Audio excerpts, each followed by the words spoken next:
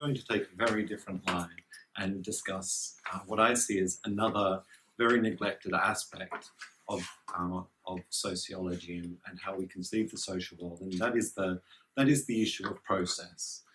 We've spoken a lot about materiality and the need to give the material aspect of the social world its due, but we also need to, within that context, come to a more rigorous theorization of how we incorporate process into this. And there's a classic problem which plays itself out in philosophy and social theory, and that is what I'm calling the problem of Apollo and Dionysus. This is taken out of Nietzsche, and it's something that's very uncritically reproduced in a lot of places. And the gist of this problem is the separation of being and becoming, of concepts of unity and difference.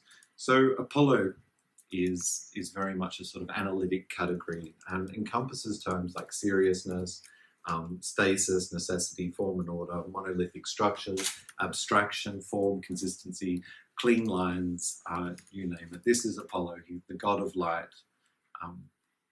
And then there's Dionysus, of course. Dionysus, the god of play, of carnival, of orgiastic jouissance, of heterogeneity, of fluidity, of the loss of form, of change. And what often takes place is a bastard dualism between these two forms, so that one is set against the other, that Apollo is set against Dionysus and Dionysus against Apollo. Usually this means that realism, particularly structural forms of realism, fall on the side of Apollo against the sort of Dionysian post-structuralist or postmodernist, and vice versa. One attacks the other, one being more solid, one being more chaotic. What Nietzsche emphasizes is that these are two brothers. There's a fraternal relationship between the two. One cannot be collapsed into the other. They need to be maintained. And when they're not maintained, we essentially fall into a form of retreat from reality. So the question then becomes, is Apollo the inevitable language of realism? And with Apollo, the language of clarity and simplicity, of form and order? Certainly all of this has a place, but a realism that breathes out nothing but Apollo will be a monument of artificiality, a withdrawal or a substitute for the messiness of reality. Equally though, the sort of ambiguity and complexity and rapid change and heterogeneity that is emphasized by the adherents of Dionysus seems to provoke an inevitable language of thought which can only fail to articulate and represent the world. And while ambiguity and complexity undoubtedly have a place, a thought that breathes out nothing but ambiguity and complexity will seem like a monument to illusion, a retreat into the sort of bacchanalian dithyrambs in which one loses all form and individuality, which is itself an escape from the forms of order, from forms of reality, into the undifferentiated universality of chaos, a point that Nietzsche is very firmly set against. So we need to maintain Apollo and Dionysus when we think about the social world and the relations of structure and process. And this is not easy. This is a particularly difficult thing to theorize. This is true of philosophy and its broad abstract categories, even more so when we are dealing with concrete realities. What I would like to do now is to discuss the concept of causation in relation to problems of process and structure. And what I am going to do, controversially, is an uncharitable reading of Critical Realism and the work of Roy Bhaskar in particular. And the purpose of this is not just to be a provocateur, although I do like being a provocateur, but it's to push the models and the metaphors that Critical Realism uses and that Bhaskar uses to see the points at which they break, to see the points at which they move beyond or they misrepresent something about the world. Now, of course, all of our metaphors fall short, all our models fall short at some point. So we can take this too far. but this is an exploratory, uncharitable reading in order to put the critical back into critical realism, as it were. And there's a very, very important reason for this, and that is the problem of ontology that both Roy and Bachelard emphasize, and that is that all theory, explicitly or tacitly, consciously or unconsciously, honestly or surreptitiously, deposits, projects, or presupposes a reality on account of which our concepts make some kind of sense of the world. And critical realism is not exempt from this. We need to look at what our models, what our metaphors, what our language is presupposing about the world, what it's claiming against the world. And in particular, I want to talk about the language of mechanisms and building on what Phil was talking about in terms of the problematic nature of some of the language and some of the models we use when it comes to metaphor. One critical line that Bhaskar uses in a realist theory of science is this phrase, "It is not wrong to reify a thing," which is a very important and a very critical point to make against certain theories, namely positivism, which wants to reify the relations of events into a sort of form of universal law of constant conjunctions. And saying it is not wrong to reify a thing is to appeal to the language of mechanisms and structures and powers and dispositions on account of which events are produced.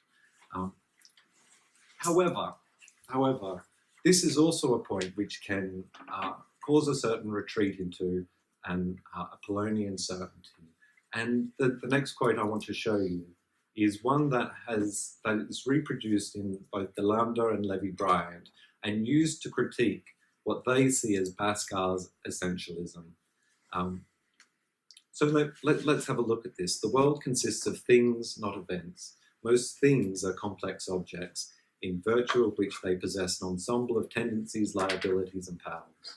It is by reference to the exercise of their tendencies, liabilities, and powers that the phenomena of the world are explained. Such continuing activity is in turn referred back for explanation to the essential nature of things. On this conception of science, it is concerned essentially with what kind of things there are and what they tend to do. Now let's break this down.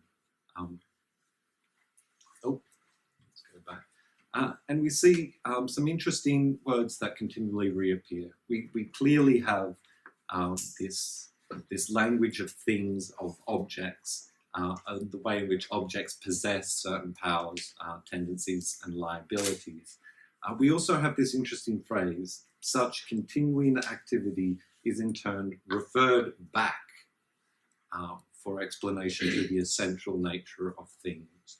And the point, I believe, that DeLanda and Bryant are making when they critique Bhaskar's account of essentialism is precisely this. It's explaining change by recourse to the unchanging and by processes to things, from something unfixed and dynamic to something that is fixed, from processes and change to structures, to fixed structures behind that.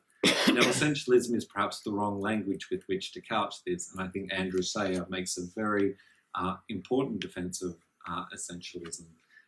But for the purpose of this is an uncharitable reading, so I'm going to let this pass and suggest, yes, Bhaskar is an essentialist, and this creates problems in our account. In particular, I want to look at causation. Now, these are familiar models taken from a realist theory of science, and they are, in many respects, a key aspect of the critical realist account of causation, which moves from constant conjunctions of events or regularities or demi-regularities, and attempts to explain these by reference to a mechanism. So rather than dealing with the relation of events, the constant conjunction of events, and their reification into laws or regularities or whatever other form, critical realism is concerned with a move to the mechanisms and structures on account of which events are explained. We have two models here. One of the models is of when looking at the bottom two models. One of them is an example of causation in a closed system. The other is an example of causation in an open system. We see some interesting aspects to this. Of course, in the open system, we are dealing with multiple interacting causal powers which come together to produce certain regularities in particular ways, on account of which we can only speak of tendencies in the open system because there are interacting causal mechanisms which enable and constrain the powers of different structures. This, again, when we start to break it down, it does secrete some interesting ontological aspects. Again, to be provocative, let's look at some of these. Questions around events and the unproblematic nature of events as they appear in these models. Events are both given as discrete events and as givens. They are almost akin to facts. And one of the interesting and I think very important contributions that Roy makes in his critique of positivism is to suggest that facts are not neutral objects that are found in the world. They are, in fact, part of the social production of knowledge. We produce facts.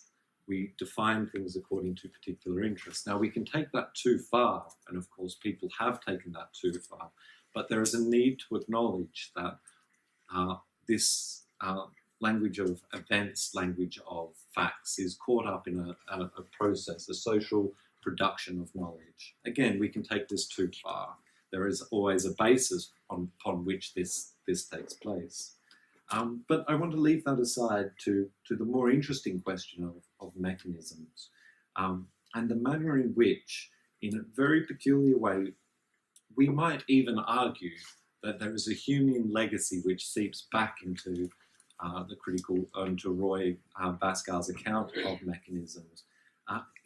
Insofar as, if we look at the bottom, there is an interesting sort of conjuncture and relation between conjuncture and constant conjuncture, or at least this is how it can be read. How do we understand the manner in which events in the social world or regularities in the social world are produced? We have discrete mechanisms, as it were, producing discrete events. 2 minutes, okay, I'm going to have to move. Moving on to the next slide, we see, again, this sort of model where we have events that are overdetermined by mechanisms, but these mechanisms seem very static. There's no context beyond them.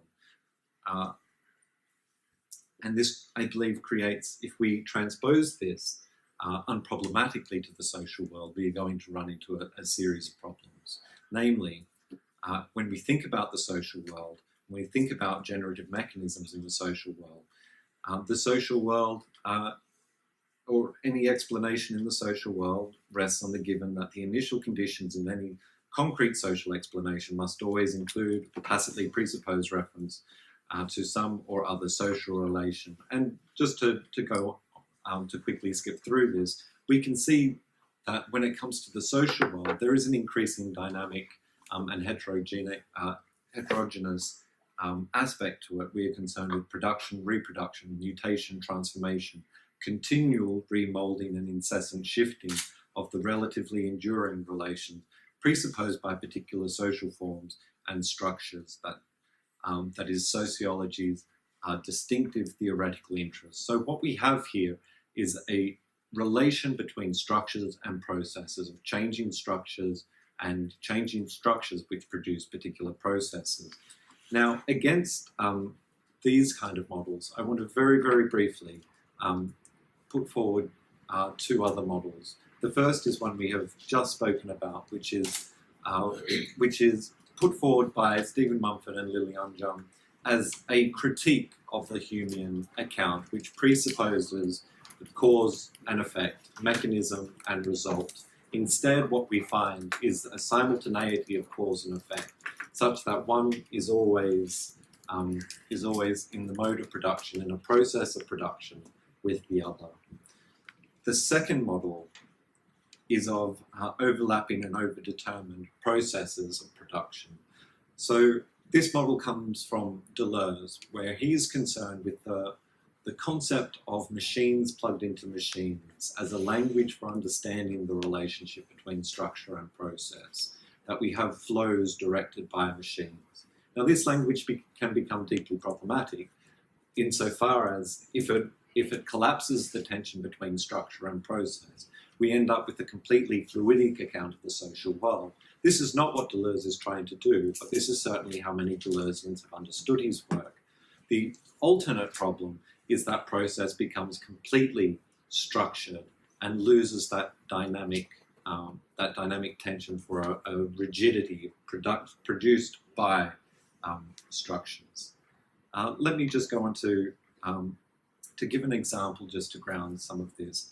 I'll move from Marx's concepts of temporality, which are in themselves interesting, how he theorizes the relation between structure and process, between change and stasis. But I want to very briefly talk about the conditions of possibility for scientific experimentation, for work in the laboratory, particularly considering this has been such a crucial focus of Latour.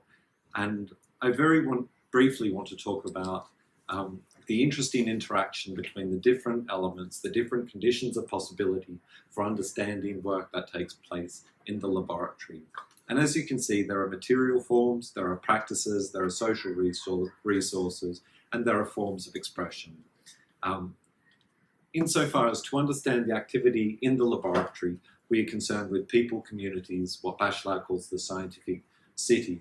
We are concerned with the instruments that exist within the laboratory, the different social roles, rules, conventions, division of labour within the laboratory, the various practices, the activities that are involved, and the concepts and the discourses, the conceptual schemes, tied into, of course, different paradigms, and with paradigms, different communities and interactions. So this is the model I want to put forward, which is to think of causation as structured relational processes of production. What we are interested in is the production of effects over time. This is a simultaneous process. It is an overdetermined process. And in trying to theorize something like the laboratory, we are interested in the different and relational and causal properties of the different elements of the material, of the conceptual, of the discursive, and of the social. What causes and sustains the transformation and the status in different moments through processes of overlapping, redirected, and interrupted processes of production.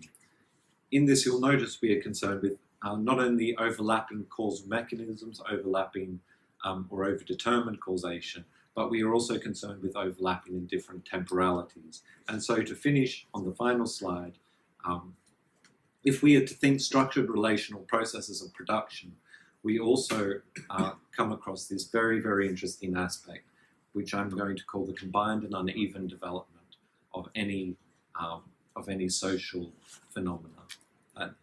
Insofar as we are concerned with overdetermination, insofar as we are concerned with simultaneous causation, or the simultaneity of cause and effect, we find a combined and uneven development that takes place in terms of overlapping temporalities. So just to finish with an illustration of this, when a new instrument is produced in the laboratory, let's take Latour's example of the microscope. The microscope itself is, of course, a product of particular labour, which produces the material instrument on the basis of conceptual and practical process of production, which the microscope is the end result. But once the microscope appears on the scene, there is a conceptual and practical lag operating at different intensities and different temporalities. And this relationship between the material, the conceptual, and the practical operates at different intensities, different temporalities, such that we need to say that we are concerned with a combined and uneven development between these different overlapping and simultaneous causes.